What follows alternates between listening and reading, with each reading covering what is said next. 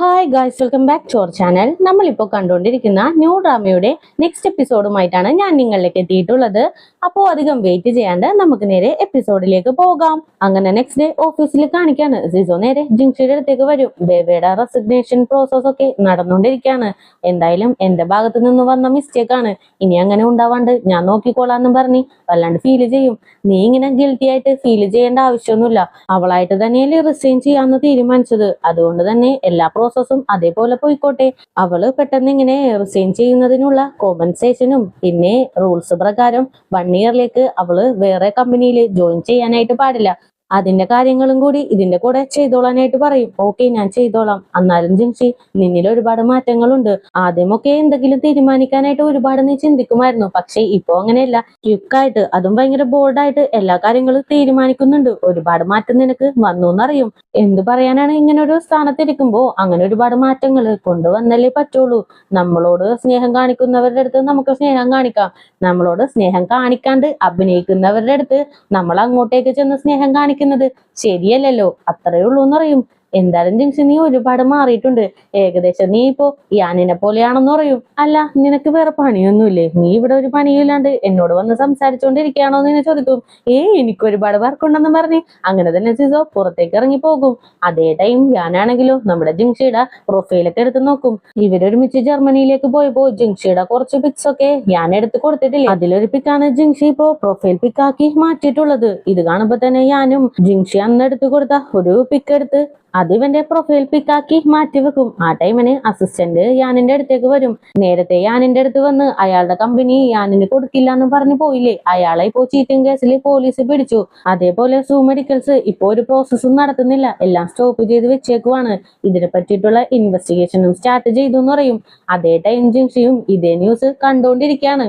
ആ ടൈമിനാണ് ജിൻഷിക്ക് അന്ന് അയാള് വന്ന് സംസാരിച്ച് പോയതിനു ശേഷം ഞാൻ ടേബിളിന്റെ പൊക്കത്ത് വെള്ളം കൊണ്ട് എഴുതി വെച്ചിട്ടില്ലേ, അതെന്താണെന്ന് ഓർത്തെടുക്കുന്നത്. റിപ്പോർട്ട് ചെയ്തേക്കെന്ന് പറഞ്ഞാണ് അവിടെ എഴുതി വെച്ചിട്ടുണ്ടായിരുന്നത്. ഇതിങ്ങനെ ആലോചിച്ചുകൊണ്ടിരിക്കുമ്പോ തന്നെ ഞാനെന്റെ അടുത്ത് നിന്നും എന്താ വർക്ക് കഴിഞ്ഞൊന്നും പറഞ്ഞ് ഒരു മെസ്സേജ് വരും. അങ്ങനെ ആ മെസ്സേജ് നോക്കി അവന്റെ പ്രൊഫൈൽ എടുത്ത് നോക്കുമ്പോ ഇവൻ പ്രൊഫൈൽ പിക്കൊക്കെ മാറ്റിയല്ലോ എന്നും പറഞ്ഞ് ഞാനെന്നെ കാണാനായിട്ട് പുറത്തേക്ക് ഇറങ്ങും. പുറത്ത് 2-3 ഇൻവെസ്റ്റേഴ്സ് സംസാരിച്ചുകൊണ്ടിരിക്കുകയാണ്. നിങ്ങളെല്ലാവരും അറിഞ്ഞോ സൂ മെഡിക്കൽസിന്റെ കാര്യം? ഇനിയെങ്കിലും യാനിന്റെ അടുത്ത് ഒരു എതിർപ്പും പറയണ്ട. അവൻ എന്ത് പറഞ്ഞാലും നമുക്ക് കുരങ്ങിനെ പോലെ തലയാട്ടി പോകുക, അല്ലെങ്കിൽ സൂ മെഡിക്കൽസിലെ ആളെ പോലെ നമ്മളാക്കി വിടുമെന്നും പറഞ്ഞ് അവരകത്തേക്ക് പോകും. ഇതെല്ലാം കേട്ട് ഭയങ്കര അപ്സെറ്റ് ആയിട്ടാണ് ജിൻഷി നേരെ യാനിനെ കാണാനായിട്ട് ചെല്ലുന്നത്. ആ ടൈമിനാണെങ്കിലും ഒരു ലേഡി യാനിന്റെ അടുത്ത് സംസാരിച്ച് പുറത്തേക്ക് ഇറങ്ങി പോകും. എന്താണത്, വലിയ വലിയ ആക്ട്രസിനെയൊക്കെ നിനക്ക് പരിചയമുണ്ടോ എന്ന് ചോദിക്കും. എന്താ ജിൻഷി, നിനക്ക് ജലസ് ആവുന്നുണ്ടോ? പബ്ലിക് വെൽഫെയർ ആക്ടിവിറ്റിയുടെ ബ്രാൻഡ് അംബാസിഡർ ആണ് അവളെന്ന് പറയും. ഓക്കെ, എനിക്ക് എക്സ്പ്ലെയിൻ ചെയ്ത് തരേണ്ട ആവശ്യമൊന്നുമില്ല. എനിക്ക് നിന്നിൽ ഒരുപാട് വിശ്വാസം ഉണ്ടെന്ന് പറയും. പിന്നെ ഞാൻ ഇങ്ങോട്ടേക്ക് വരുന്ന ടൈമിന് ഇൻവെസ്റ്റേഴ്സ് എല്ലാവരും കൂടി പുറത്തുനിന്ന് സൂ മെഡിക്കൽസിലെ ആളെ പറ്റി സംസാരിക്കുന്നുണ്ടായിരുന്നു. നിനക്ക് അതിലെന്തെങ്കിലും പങ്കുണ്ടോന്ന് ഇങ്ങനെ ചോദിക്കും. അപ്പൊ തന്നെ ഞാൻ അവന്റെ സീറ്റിലേക്ക് ജിൻഷിനെ പിടിച്ചിരുത്തും. നിനക്ക് എന്താ തോന്നുന്നതെന്ന് ഇങ്ങനെ ചോദിക്കും. അയാള് തെറ്റ് ചെയ്തിട്ടുണ്ടെങ്കിൽ ഉറപ്പായിട്ടും അതിന്റെ ശിക്ഷ അയാൾ അനുഭവിക്കണം. അന്ന് തന്നെ നിന്നെ ഫോഴ്സ് ചെയ്ത് ഡ്രിങ്ക് ചെയ്യിപ്പിച്ചത് പോലും ഇയാളല്ലേ. പിന്നെ ഒരു കാര്യത്തിൽ മാത്രമേ സങ്കടമുള്ളൂ, അവിടെ വർക്ക് ചെയ്യുന്ന എംപ്ലോയീസ് ഒരു തെറ്റും ചെയ്തിട്ടില്ലല്ലോ. പിന്നെ ഞാൻ എന്തെങ്കിലും തെറ്റ് ചെയ്തു കഴിഞ്ഞാല് ഫ്യൂച്ചറിലും നീ എന്നെ ഇങ്ങനെ ട്രീറ്റ് ചെയ്യുമോന്ന് ഇങ്ങനെ ചോദിക്കും. അങ്ങനെയൊന്നും ഇല്ലാന്നും പറഞ്ഞ് അവളുടെ അടുത്തേക്ക് വരും. എന്ത് പറ്റി, നീ ലിപ്സ്റ്റിക്കിന്റെ ഷെയ്ഡ് മാറ്റിയോന്ന് ഇങ്ങനെ ചോദിക്കും. മാറ്റി, എങ്ങനെയുണ്ട്, കൊള്ളാവോന്ന് ഇങ്ങനെ ചോദിക്കും. അപ്പൊ തന്നെ ഞാൻ ജിൻഷിനെ കിസ് ചെയ്തിട്ട് ഈ ഒരു ലിപ്സ്റ്റിക് ഇട്ടില്ലെങ്കിൽ പോലും എനിക്ക് നിന്നെ ഒരുപാട് ഇഷ്ടമാന്ന് പറയും. അങ്ങനെ ഇപ്പൊ രണ്ടുപേരും കൂടി നേരെ വീട്ടിലേക്ക് പോയിക്കൊണ്ടിരിക്കുകയാണ്. ജിൻഷി ഒരുമാതിരി ഞാനിനെ നോക്കിക്കൊണ്ടിരിക്കും. എന്താ നീ എന്നെ ഇങ്ങനെ നോക്കുന്നേന്ന് ചോദിക്കും. ഒരു ഹാൻസം ആയിട്ടുള്ള ഒരു പയ്യൻ സീരിയസ് ആയിട്ട് ഡ്രൈവ് ചെയ്യുമ്പോ കാണാൻ നല്ല രസമെന്നും പറഞ്ഞിട്ട് അവന്റെ കുറച്ച് ഫോട്ടോസ് ഒക്കെ എടുക്കും. അപ്പൊ കറക്റ്റ് ആയിട്ട് യൂഷിയുടെ അടുത്ത് നിന്നും ഒരു മെസ്സേജ് വരും. മാരേജ് ഇൻവിറ്റേഷൻ ജിൻഷിക്ക് അയച്ചിട്ട്, ജിൻഷി നീ എന്റെ ബെസ്റ്റ് ഫ്രണ്ട് ആണ്, നിന്നെ അങ്ങനെ ഒഴിവാക്കാനായിട്ട് എനിക്ക് സാധിക്കില്ല. നീ എന്റെ മാരേജിന് വന്നോന്നും പറഞ്ഞ് ഒരു വോയിസ് നോട്ടും ഉണ്ട്. ഇത് കേൾക്കുമ്പോ ഞാനും നീ ഈ മാരേജിന് പോകുന്നുണ്ടോന്ന് ഇങ്ങനെ ചോദിക്കും. ജിൻഷിയും ഭയങ്കര അപ്സെറ്റ് ആയിട്ട് പോയല്ലേ പറ്റുള്ളൂ എന്ന് ഇങ്ങനെ പറയും. എന്തായാലും നീ പോയിക്കോ, നിനക്ക് കമ്പനിക്ക് ഞാനും കൂടെ വരാന്നും പറഞ്ഞ് രണ്ടുപേരും കൂടെ നേരെ വീട്ടിലേക്ക് പോകും. ഇപ്പൊ ഞാൻ അവന്റെ പാരന്റ്സിന്റെ ഫോട്ടോസും കൈ പിടിച്ചോണ്ടിരിക്കുകയാണ്. ഇതാണ് എന്റെ പാരന്റ്സുമായിട്ട് ഞാൻ അവസാനം എടുത്ത ഫോട്ടോ. അന്ന് എന്റെ 8th ബർത്ത്ഡേ ആയിരുന്നു. അവസാനമായിട്ട് ഞാൻ ബർത്ത്ഡേ ബർത്ത്ഡേ സെലിബ്രേറ്റ് ചെയ്തത് അന്നായിരുന്നു. അതിനുശേഷം ഇതുവരെ ഒരു ബർത്ത്ഡേ പോലും ഞാൻ സെലിബ്രേറ്റ് ചെയ്തിട്ടില്ല എന്ന് പറയും. നീ ഇനി ഒരിക്കലും സങ്കടപ്പെടേണ്ട, ഇനി മുതൽ നിന്റെ കൂടെ ലൈഫ് ലോങ് ഞാൻ ഉണ്ടാകുമെന്നും പറഞ്ഞ് ജിൻഷി ഞാനെന്റെ ഷോൾഡറിലേക്ക് ചായും. ആ ടൈമിലാണ് ആ ഫോട്ടോയില് എന്തോ ജിൻഷി കാണുന്നത്. അങ്ങനെ തന്നെ ആ പിക്കിലേക്ക് ഭയങ്കരമായിട്ട് സൂക്ഷിച്ചു നോക്കും. അങ്ങനെ ജിൻഷി പണ്ട് നടന്ന കാര്യം ഒന്ന് ആലോചിച്ചു നോക്കും. ഇവള് കുഞ്ഞായിരിക്കുമ്പോ ഒരു ഷോപ്പിലേക്ക് അമ്മയുമായിട്ട് ചെല്ലും. ആ ഷോപ്പിൽ നിന്ന് അവസാനം ഉണ്ടായിരുന്ന 2 ലിമിറ്റഡ് എഡിഷൻ ടോയുമായിട്ട് ജിൻഷി അങ്ങനെ പുറത്തേക്ക് വരും. ആ ടൈമിനാണ് യാനിന്റെ അമ്മ അങ്ങോട്ടേക്ക് വരുന്നത്. ജിൻഷി വാങ്ങിച്ച അതേ സെയിം ടോയ് ഉണ്ടോന്ന് ഇങ്ങനെ ചോദിക്കും. ഇല്ല മാഡം, ഇല്ലാന്ന് അവര് പറയും. അയ്യോ, ഇന്ന് എന്റെ മോന്റെ ബർത്ത്ഡേ ആയിരുന്നു, ഈ ഒരു ടോയ് അവന് വാങ്ങിക്കൊടുത്ത ഒരുപാട് സന്തോഷമാവുമായിരുന്നു, ഇനി ഞാൻ എന്ത് ചെയ്യുമെന്നും പറഞ്ഞ് പുറത്തേക്ക് പയ്യെ നടക്കും. ആ ടൈമിന് ജിൻഷി ഓടി വന്ന്, ആന്റി നിങ്ങൾ വേണമെങ്കിൽ ഈ ടോയ് വെച്ചോ, എന്റെ കയ്യിൽ 2 ഉണ്ട്, ഇതിലൊന്ന് വെച്ച് ഞാൻ കളിച്ചോളാം, എന്തായാലും ആന്റി ഇത് എടുത്തോന്ന് പറയും. താങ്ക് യു മോളെ, താങ്ക് യു, ഇന്ന് എന്റെ മോന്റെ ബർത്ത്ഡേ ആണ്, ഈ ഗിഫ്റ്റ് അവന് കൊടുത്താൽ അവന് ഒരുപാട് സന്തോഷമാകും, ഇതിന്റെ ക്യാഷ് എത്രയാണ് ഞാൻ തന്നേക്കാന്ന് പറയും. അയ്യോ ആന്റി, ക്യാഷ് ഒന്നും വേണ്ട, ഇതിന്റെ ബില്ല് ഞങ്ങൾ പേ ചെയ്തു, ഇതെന്തായാലും എന്റെ ഗിഫ്റ്റ് ആയിട്ട് ആന്റിയുടെ മോന് കൊടുത്തോന്നും പറഞ്ഞ് ജിൻഷി അങ്ങനെ പോകും. ഇപ്പോ ഈ കാര്യമൊക്കെ ആലോചിച്ച് ഇങ്ങനെ എടുക്കും. ഈ കാര്യം യാനിന്റെ അടുത്ത് തുറന്നു പറഞ്ഞോ ഇല്ലയോ എന്നൊന്നും നമ്മളെ കാണിക്കുന്നില്ല. അങ്ങനെ നെക്സ്റ്റ് ഡേയും ആകും. ഇന്ന് ഞാൻ എന്റെ ബർത്ത്ഡേ ആണ്, ഇന്ന് എനിക്ക് എന്ത് സർപ്രൈസാ തരാൻ പോകുന്നതെന്ന് നിന്നെ ചോദിക്കും. അത് സർപ്രൈസ് അല്ലേ, അതുകൊണ്ട് തന്നെ നീ അറിയണ്ട, നീ കണ്ണ് കെട്ടി എന്റെ കൂടെ കാറിലേക്ക് ഇരുന്നാ മതി, ഞാൻ തന്നെ ഡ്രൈവ് ചെയ്ത് നിന്നെ ആ സ്ഥലത്തേക്ക് കൊണ്ടുപോയിക്കോളാന്നും പറഞ്ഞ് ലില്ലിക്ക് കോൾ ചെയ്ത് ഞാൻ ഇന്ന് വരാനായിട്ട് ലേറ്റ് ആകുമെന്ന് പറയും. അങ്ങനെ രണ്ടുപേരും കൂടി അവിടെ നിന്ന് ഇറങ്ങും. അതേ ടൈം ലില്ലിനെ കാണിക്കാണ്. കോളിംഗ് ബെൽ അടിക്കുന്ന സൗണ്ട് കേട്ട് ചെന്ന് വാതിൽ തുറന്നു നോക്കും. അവിടെ വന്നേക്കുന്നത് വേറെ ആരുമല്ല, ഈസോയും ആണ്. ഈസോയിനെ കാണുമ്പോ തന്നെ എനിക്ക് വർക്കുണ്ട്, അതുകൊണ്ട് എനിക്ക് നിന്റെ കൂടെ വരാനായിട്ട് സാധിക്കില്ല എന്നും പറഞ്ഞ് നൈസായിട്ട് അവോയ്ഡ് ചെയ്യാനായിട്ട് നോക്കും. അപ്പൊ തന്നെ ഈസോയു, ഞാനല്ല നിന്നെ വിളിക്കാനായിട്ട് വന്നത്, എന്റെ മോളാണെന്നും പറഞ്ഞിട്ട് വീഡിയോ കോളില് മോളെ കാണിച്ചു കൊടുക്കും. ലില്ലി ആന്റി എന്റെ കൂടെ പപ്പറ്റ് ഷോ കാണാനായിട്ട് വരാമോ? എന്റെ എല്ലാ ഫ്രണ്ട്സും പപ്പറ്റ് ഷോ ഒക്കെ കാണാൻ പോകുന്നത് അവരുടെ പാരന്റ്സിന്റെ കൂടെയാണ്, ഞാൻ മാത്രമേ ഇങ്ങനെ ഡാഡിന്റെ കൂടെ പോകുന്നുള്ളൂ, ഈ പ്രാവശ്യം ആന്റിയും കൂടി ഞങ്ങളുടെ കൂടെ വരുമോന്ന് ഇങ്ങനെ ചോദിക്കും. ഇങ്ങനെയൊക്കെ ചോദിച്ചാ ലില്ലി എങ്ങനെയാണ് വരില്ല എന്ന് പറയുന്നത്? അങ്ങനെ തന്നെ അവളും വിളിച്ച് ലീവ് പറയും. അതേ ടൈം ജിൻഷി ഞാനും കൂടി ഡ്രൈവ് ചെയ്ത് പോവാണ്. ജിൻഷി പയ്യെ തിരിഞ്ഞു നോക്കി, എന്താ നീ ഉറങ്ങുവാണോ എന്ന് ഇങ്ങനെ ചോദിക്കും. ഇല്ല, നീയല്ലേ എന്നോട് കണ്ണുമൂടി ഇരിക്കാൻ പറഞ്ഞത്, എന്തായാലും നീ ഡ്രൈവ് ചെയ്തോ, ഞാൻ കണ്ണുമൂടി ഇരുന്നോളാന്ന് പറയും. എന്തായാലും കൊള്ളാം, ഞാനും ഇതുപോലെ കോളേജിൽ പഠിക്കുന്ന ടൈമിന് കണ്ണ് കെട്ടി നടക്കുന്ന ഗെയിമിലൊക്കെ പാർട്ടിസിപ്പേറ്റ് ചെയ്തിട്ടുണ്ട്. മുന്നിൽ എന്താണുള്ളതെന്ന് പോലും അറിയാണ്ട് നടക്കുന്നത് ഒരു ബുദ്ധിമുട്ടായിട്ടുള്ള കാര്യമാണെന്ന് അന്ന് എനിക്ക് മനസ്സിലായി. അതേപോലെ തന്നെയാണ് ഞാനിപ്പോ ബിസിനസ്സിലേക്ക് ഇറങ്ങിയിട്ടൊന്നും പറഞ്ഞിട്ട് ജിൻസി വല്ലാണ്ട് ഫീൽ ചെയ്തൊക്കെ സംസാരിക്കും. നീ എന്തിനാണ് ഇത്രക്കും ഫീൽ ആവുന്നത്? നിന്റെ കൂടെ ഇപ്പോ ഞാനില്ലേ, നീ കണ്ണ് കെട്ടി നടന്നാലും ഞാൻ നിന്റെ കൂടെ തന്നെ ഉണ്ടാവും എന്നും പറഞ്ഞ് ഇവളെ നല്ല രീതിക്ക് കംഫോർട്ട് ചെയ്യും. അങ്ങനെ രണ്ടുപേരും കൂടി നേരെ ഇപ്പൊ വന്നിരിക്കുന്നത് അക്വേറിയത്തിലേക്കാണ്. ഇപ്പോഴും ഞാൻ കണ്ണു മൂടി തന്നെയാണ് വെച്ചിരിക്കുന്നത്. അങ്ങനെ തന്നെ ജിൻഷി ഇവനെ സേഫ് ആയിട്ട് കൂട്ടിക്കൊണ്ടു പോകും. ഇവന് ഒരു തവണ ഒരു ഗിഫ്റ്റ് കൊടുത്തിട്ടില്ലേ, ആ ഒരു സ്പോട്ടൊക്കെ കടന്ന് നല്ല ഭംഗിയുള്ള ഒരു സ്ഥലത്ത് കൊണ്ടുചെന്ന് നിർത്തും. എന്തായാലും ഇപ്പൊ നീ കണ്ണ് തുറന്നോന്ന് പറയും. അങ്ങനെ ഞാനും കണ്ണ് തുറന്നു നോക്കിയിട്ട്, അല്ല നീ എന്തിനാണ് ഇങ്ങോട്ടേക്ക് എന്നെ കൂട്ടിക്കൊണ്ടു വന്നേന്ന് ഇങ്ങനെ ചോദിക്കും. ഈ ഒരു പ്ലേസ് നിനക്ക് ഓർമ്മയുണ്ടോന്നും ചോദിച്ച് ഇവളുടെ പണ്ടെടുത്ത ഒരു ഫോട്ടോ കാണിച്ചു കൊടുക്കും. അതിന്റെ സൈഡിലേക്ക് നീക്കുമ്പോ ഞാനും എന്റെ പാരന്റ്സും കൂടി ആ ഒരു പ്ലേസിൽ നിൽക്കുന്നുണ്ട്. ഞാൻ എന്റെ പാരന്റ്സിനെയും കൂട്ടി ഇവിടെ നിന്ന് ഫോട്ടോ എടുക്കാനായിട്ട് വന്നതാണ്. ആ ഒരു ടൈമിന് നീയും അവിടെയുണ്ട്. അതുമല്ലാണ്ട് നിന്റെ കയ്യിലിരിക്കുന്ന ആ ടോയ് ഉണ്ടല്ലോ, അതുപോലും നിനക്കായിട്ട് ഞാൻ തന്നതാന്ന് പറയും. ശരിയാണ്, അമ്മ എന്റെ അടുത്ത് ഈ ഗിഫ്റ്റ് തന്നപ്പോ പറഞ്ഞിട്ടുണ്ടായിരുന്നു, ഇത് നിനക്ക് വേണ്ടി ഒരു ചെറിയ പെൺകുട്ടി തന്നതാണെന്ന്, അത് നീയായിരുന്നു എന്ന് ചോദിക്കും. അതെ, എന്തായാലും നമ്മുടെ വിധി എന്തൊരു ബ്യൂട്ടിഫുൾ ആണല്ലേ, നമ്മളെ ഇപ്പോഴൊന്നും അല്ല പണ്ടേ മീറ്റ് ചെയ്തിട്ടുള്ളവരാണ്.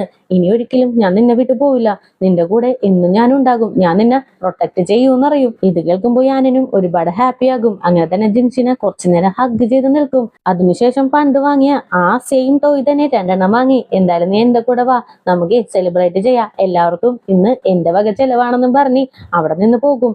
അതേ ടൈം ലിങ്ങും നാൻസിയും കൂടി ലിങ്ങിന്റെ ബാറില് ഞാൻ എന്റെ ബർത്ത്ഡേ സെലിബ്രേഷന് വേണ്ടിയിട്ടുള്ള ഡെക്കറേഷൻസ് ഒക്കെ തീർന്നിട്ടിരിക്കുവാണ്. എന്താണല്ലേ തളർന്നു പോയി എന്നും പറഞ്ഞിരിക്കുമ്പോഴേക്കും ഇവര് വരില്ല എന്നും പറഞ്ഞ് ഒരു മെസ്സേജ് വരും. ഇത്രയും കഷ്ടപ്പെട്ടത് വെറുതെ ആയല്ലോ എന്നും പറഞ്ഞൊന്ന് ആലോചിക്കും. പെട്ടെന്ന് തന്നെ പുള്ളിക്കാരന്റെ മനസ്സിലേക്ക് ഒരു ഐഡിയ വരും. നാൻസി എനിക്കൊട്ടും വയ്യ, എന്റെ നടുവേദന എടുക്കുന്നു, നീ സ്റ്റോർ റൂമിൽ പോയൊരു ഇഞ്ചക്ഷൻ ഉണ്ട്, അത് എടുത്തോണ്ട് വാന്ന് പറഞ്ഞ് നാൻസിനെ പറഞ്ഞേക്കും. നാൻസി പോയ പുറകെ തന്നെ ഹാപ്പി ബർത്ത്ഡേ എന്നും പറഞ്ഞ് എഴുതി വെച്ച ലെറ്റേഴ്സ് എല്ലാം വലിച്ചിട്ടിട്ട് വേറെന്തോ സെറ്റാക്കി വെക്കും. ആ ടൈമിൽ നാൻസി ഇറങ്ങി വന്ന്, എടാ നീ പറയുന്ന പോലെ സ്റ്റോർ റൂമിൽ ഇഞ്ചക്ഷൻ ഒന്നുമില്ല, എന്തായാലും വാ നമുക്ക് ഹോസ്പിറ്റലിലേക്ക് പോവാന്ന് പറയും. ഇല്ല നാൻസി, ഞാൻ ചുമ്മാ പറഞ്ഞതാണ്, നീ അതൊന്ന് നോക്കിയെന്ന് പറയും. അങ്ങോട്ട് നോക്കിയിട്ട് നാൻസിക്കൊന്നും മനസ്സിലാവുന്നില്ല. ഇതെന്താന്ന് ഇങ്ങനെ ചോദിക്കും. നാൻസി, നിനക്കറിയാമോ, എന്റെ ലൈഫില് സീരിയസ് ആയിട്ട് ഒരു ഡിസിഷൻ മാത്രമേ ഞാൻ എടുത്തിട്ടുള്ളൂ. അത് ഈ ബാർ റൺ ചെയ്യുക എന്നുള്ളതാണ്. ഈ ബാർ ഇങ്ങനെ വരാനായിട്ടുള്ള കാരണം നീയാണ്. നീ എപ്പോഴും എന്റെ കൂടെ എനിക്ക് ഹെൽപ്പ് ചെയ്തോണ്ടിരിക്കണം. ഈ ബാറിന്റെ പേര് സ്വീറ്റ് ആൻഡ് സോർ എന്ന് വെച്ചിരിക്കുന്നത് എന്തിനാണെന്ന് നിനക്കറിയാമോ? അതെന്റെ മൈൻഡിൽ എപ്പോഴും സ്റ്റോറായിട്ട് ഇരിക്കാൻ വേണ്ടിയിട്ട്. അത് ഒരു ലെമൺ പോലെയാന്ന് പറയും. എന്നിട്ട് പയ്യെ നാൻസിയുടെ അടുത്തേക്ക് വരും. അപ്പൊ തന്നെ നാൻസി ലിങ്ങിന്റെ വായി പൊത്തിയിട്ട്, അല്ല, നമ്മൾ അതിന് ജസ്റ്റ് ഫ്രണ്ട്സ് അല്ലേ? നിനക്കങ്ങനെ എന്നെ കാണാനായിട്ട് സാധിച്ചില്ലെങ്കിൽ നീ എന്നെ ഒരു ചേച്ചിയായിട്ട് കണ്ടു.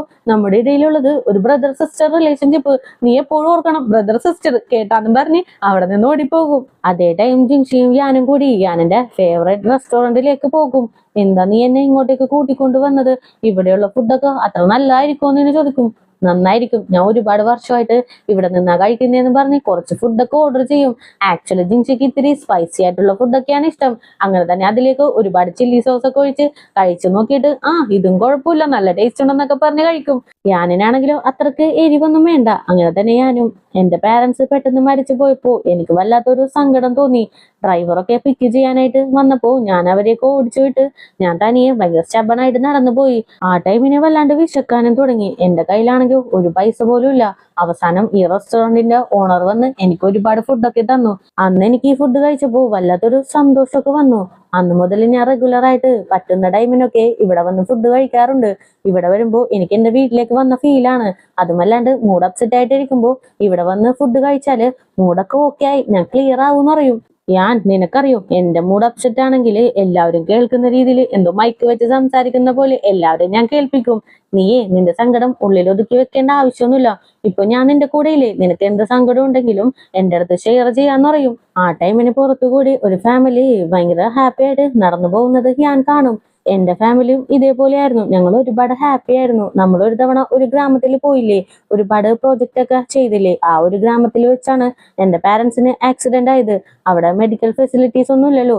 അങ്ങനെ മെഡിക്കൽ ഫെസിലിറ്റീസ് കിട്ടാണ്ടാണ് എന്റെ പാരന്റ്സ് മരിച്ചു പോയത്. അതിനുശേഷമാണ് ഇങ്ങനെയുള്ള ഗ്രാമങ്ങളിലൊക്കെ കോൺസെൻട്രേറ്റ് ചെയ്ത് അവിടങ്ങളിലൊക്കെ മെഡിക്കൽ ഫെസിലിറ്റീസ് അധികപ്പെടുത്താനായിട്ട് ഞാൻ ശ്രമിച്ചുകൊണ്ടിരിക്കുന്നത്. ഇതിന്റെ ഭാഗമായിട്ടാണ് ഡോക്ടർ ക്ലൗഡ് പോലും ഞാൻ ക്രിയേറ്റ് ചെയ്തെന്ന് പറയും. എന്തായാലും അങ്കിളും ആന്റിയും നിന്നെ കുറിച്ച് ആലോചിച്ച് ഭയങ്കര പ്രൗഡായിട്ട് ഫീൽ ചെയ്യുന്നുണ്ടാകും. എന്തായാലും നീ വിഷമിക്കണ്ട, നിന്റെ കൂടെ ലൈഫ് ലോങ് ഞാൻ ഉണ്ടാവുമെന്നും പറഞ്ഞ് ഞാൻ എന്നെയും ഹഗ് ചെയ്ത് അവിടെ ഇരിക്കും. അതേ ടൈം ലില്ലിനെയും ഈസോയുനെയും കാണിക്കാണ്. പപ്പറ്റ് ഷോയൊക്കെ കണ്ടു കഴിഞ്ഞ് വന്നു. അതിനുശേഷം കുട്ടീനെയും കിടത്തി ഉറക്കി. എന്തായാലും മോളെ ഞാൻ കിടത്തി ഉറക്കി. ഞാൻ ഇനി പോയിക്കോട്ടെ എന്ന് ചോദിക്കും. ലില്ലി, നീ എന്റെ ലൈഫിൽ വന്നത് എന്റെ ഭാഗ്യമായിട്ടാണ് ഞാൻ കാണുന്നത്. എന്റെ ലൈഫും എന്റെ ലോകവും എന്റെ മോളാണ്. അവൾക്കും നിന്നെ ഒരുപാട് ഇഷ്ടമാണ്. ഇനി ഒരു കാര്യവും നിന്റെ അടുത്ത് നിന്നും ഞാൻ മറച്ചു വെക്കില്ല. എന്റെ മൊബൈലിന്റെ പാസ്വേഡ് പോലും ഇതാണ്. എന്റെ എമർജൻസി കോണ്ടാക്റ്റിൽ പോലും നിന്റെ നമ്പറാ ഉള്ളത്. ഇനി ഒരിക്കലും നിന്റെ അടുത്ത് നിന്നും ഒരു കാര്യങ്ങളും ഞാൻ മറച്ചു വെക്കില്ല എന്നറിയും. ഓ, നിങ്ങൾ എന്തായാലും കൊള്ളാം, ഭയങ്കര ട്രിക്കായിട്ട് സംസാരിക്കുന്നുണ്ടല്ലോ എന്ന് ചോദിക്കും. മതി ലില്ലി, ഇനി നമുക്ക് എല്ലാം മറക്കാം. ഇനി നമുക്ക് പുതിയതായിട്ട് ലൈഫ് സ്റ്റാർട്ട് ചെയ്യാന്നും പറഞ്ഞ് ലില്ലിനെ വന്ന് ഹഗ് ചെയ്യാനായിട്ട് പോകും. അപ്പൊ തന്നെ ലില്ലി തട്ടിവിട്ട്, ഇനി നിങ്ങൾ എന്റെ അടുത്ത് ബിഹേവ് ചെയ്യുന്ന പോലെ ഇരിക്കുമെന്നും പറഞ്ഞ് പുറത്തേക്ക് ഇറങ്ങി പോകും. അതേ ടൈം ജിൻഷിനെയും യാനിനെയും കാണിക്കാണ്. ഇതാണ് എന്റെ ബർത്ത്ഡേ ഗിഫ്റ്റ് എന്നും പറഞ്ഞ് ഒരുപാട് കാർഡ്സ് എടുത്തു കൊടുക്കും. കിസ്സിന് ഒരു കാർഡ്, പിസക്ക് ഒരു കാർഡ് എന്നും പറഞ്ഞ് ഒരുപാട് കാര്യങ്ങൾ എഴുതി വെച്ച് അങ്ങനെയുള്ള ഒരു കാർഡാണ്. എന്തായാലും സൂപ്പർ ആയിട്ട് എന്റെ ജിൻഷി, എനിക്ക് ഈ ഗിഫ്റ്റ് ഒരുപാട് ഇഷ്ടപ്പെട്ടു എന്നും പറഞ്ഞ് ആ കാർഡ്സ് എല്ലാം സേഫ് ആയിട്ട് എടുത്തു വെക്കും. എന്തിനാ നീ ഇതിപ്പോ സേഫ് ആക്കി വെക്കുന്നത്? ആ കാർഡൊക്കെ ഇപ്പൊ തന്നെ നിനക്ക് യൂസ് ചെയ്തൂടെ എന്ന് ചോദിക്കും. അയ്യോ, ആ ഐഡിയ സൂപ്പർ ആണല്ലോ എന്നും പറഞ്ഞ് ഞാനാണെങ്കിലും ജിൻഷിയുടെ മേത്തേക്ക് ചാടി വീഴും. അതുമല്ലാണ്ട് പൂച്ചനെയും പറഞ്ഞു വിട്ട് വാതിലടക്കും. അതേ ടൈം നാൻസിനെ കാണിക്കാണ്. പാവലിങ് ഒരുപാട് കഷ്ടപ്പെട്ട് ഇവിടെ പ്രപ്പോസ് ചെയ്തപ്പോ ഇവളാണെങ്കിലോ റിജക്ട് ചെയ്ത് വിട്ടു. ഇപ്പോ അതിനെ കുറിച്ച് ആലോചിച്ച് വല്ലാത്ത സങ്കടത്തിൽ ഇരിക്കുവാണ്. അതേ ടൈം ലിങ്ങും ഇതേപോലെ തന്നെ ശോകമുഖം അവസ്ഥയിലാണ്. അങ്ങനെ നെക്സ്റ്റ് ഡേ മോർണിംഗും ആകും. ലില്ലിയും ജിൻഷിയും കൂടി നേരെ ഓഫീസിലേക്ക് വരും. നീ ഈച്ചന്റെയും സുഷിയുടെയും മാരേജിന് പോകുന്നുണ്ടോ എന്ന് ചോദിക്കും. എന്താ, നീ പോകുന്നുണ്ടോ? നിനക്ക് പോവാൻ കഷ്ടമാണെങ്കിൽ ഞാനും പോകുന്നില്ല, ഞാനും പോവാണ്ടിരിക്കാന്ന് പറയും. ഞാൻ പോകുന്നുണ്ട്. എന്തായാലും അവൾക്ക് എന്റെ ബ്ലെസ്സിങ്ങും കൂടി വേണ്ടേന്ന് ചോദിക്കും.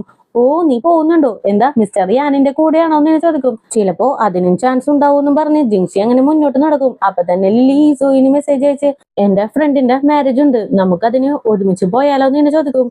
അതിനെന്താ, നമുക്ക് മാച്ചിങ് ആയിട്ട് ഡ്രസ്സൊക്കെ ഇടാന്ന് പറഞ്ഞ് ഇവരാണെങ്കിലും അതിന്റെ ഡിസ്കഷനിലേക്ക് പോകും. അയ്യോ, ഒന്ന് മതിയാക്കിടി, കുറച്ച് ടൈം കിട്ടിയ രണ്ടുപേരും കൂടി കൊഞ്ചാൻ തുടങ്ങുമെന്നും പറഞ്ഞ് രണ്ടുപേരും കൂടി അങ്ങനെ ഓഫീസിലേക്ക് പോകും. അതേ ടൈം റിസപ്ഷനിൽ ഇരിക്കുന്ന പെണ്ണ് സാങ്ങിന് ഫോണിൽ എന്തോ കാണിച്ചു കൊടുക്കും. ശരിക്കും ജിൻസി ഇങ്ങനെയാണോ അങ്ങനെയല്ലല്ലോ എന്ന് ഇങ്ങനെ ചോദിക്കും. ഏയ് അങ്ങനെയല്ല, ജിങ്ഷിക്ക് അങ്ങനെയുള്ള ഒരു ക്യാരക്ടറും ഇല്ല എന്ന് പറയും. ആ ടൈമിനാണ് രണ്ടുപേരും കൂടി അകത്തേക്ക് വരുന്നത്. അല്ല, ജിങ്ഷിക്ക് എന്ത് ക്യാരക്ടറാണ് ഉള്ളതെന്ന് ഇങ്ങനെ ചോദിക്കും. അപ്പൊ തന്നെ ആ പെണ്ണ് അവിടെ നിന്ന് ഓടിപ്പോകും. അതിനുശേഷം ലില്ലി ആ പയ്യന്റെ അടുത്തേക്ക് ചെന്ന് എന്താണ് ആക്ച്വലി സംഭവിച്ചതെന്ന് ഇങ്ങനെ ചോദിക്കും.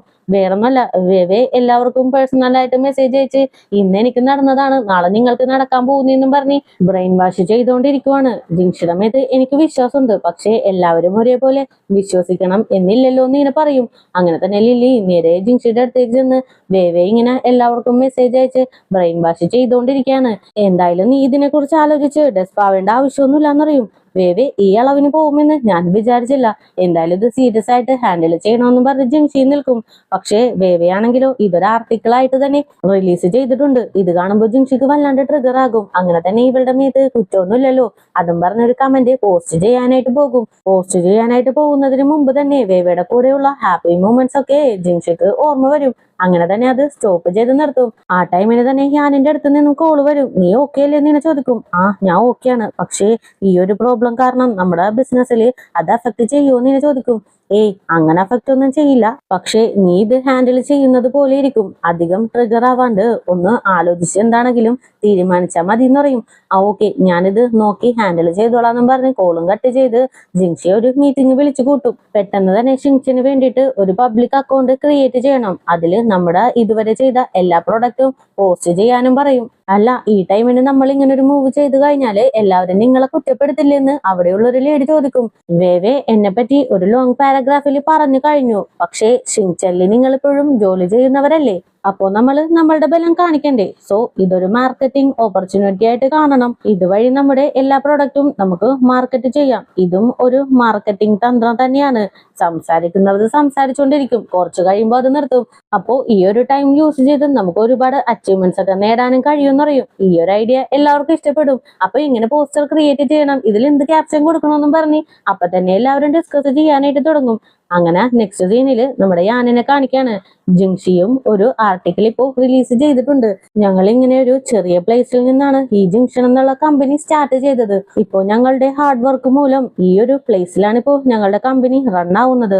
അത്രയും ഹാർഡ് വർക്ക് കൊടുത്താണ് ഓരോ പ്രൊഡക്റ്റും ഞങ്ങൾ ക്രിയേറ്റ് ചെയ്യുന്നത്. ഞങ്ങൾ റീസെന്റ് ആയിട്ട് ക്രിയേറ്റ് ചെയ്ത ഇന്റർബോഡി കേജും ക്ലിനിക്കൽ ടെസ്റ്റിൽ 100% റിസൾട്ട് തന്നിട്ടുണ്ട്. സർജറിയും 100% സക്സസ് ആണ്.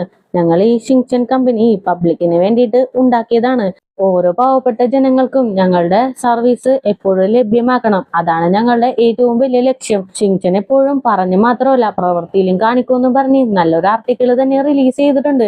ശരിക്കും ഇവർക്ക് ഇതൊരു പോസിറ്റീവ് ആയിട്ടാണ് മാറിയിട്ടുള്ളത്. അതിനിടയിലെല്ലാം ഇവർക്ക് പോസിറ്റീവ് കമന്റ്സ് ഒക്കെ കുമിഞ്ഞു കൂടിക്കൊണ്ടിരിക്കും. എന്തായാലും ഇതോടുകൂടി തന്നെ ഇന്നത്തെ എപ്പിസോഡും കൂടി ഇവിടെ അവസാനിക്കുകയാണ്. നെക്സ്റ്റ് എപ്പിസോഡുമായിട്ട് എത്രയും പെട്ടെന്ന് തന്നെ വരുന്നതായിരിക്കും. അപ്പോൾ പുതിയ കൂട്ടുകാരെങ്കിലും നമ്മുടെ ഈ ചാനൽ വിസിറ്റ് ചെയ്തിട്ടുണ്ടെങ്കിൽ സബ്സ്ക്രൈബ് ചെയ്ത് കൂടെയുള്ള ബെല്ലൈക്കണും കൂടി എനേബിൾ ചെയ്ത് വെച്ചേക്കുക. കൂടെ തന്നെ വീഡിയോക്ക് ഒരു ലൈക്കും വീഡിയോനെ കുറിച്ചുള്ള അഭിപ്രായങ്ങൾ കമന്റിലൂടെയും അറിയിച്ച് ഞങ്ങളെ സപ്പോർട്ട് ചെയ്യുക. അപ്പോൾ നെക്സ്റ്റ് എപ്പിസോഡുമായിട്ട് വരുന്നവരേക്കും tata bye bye, see U.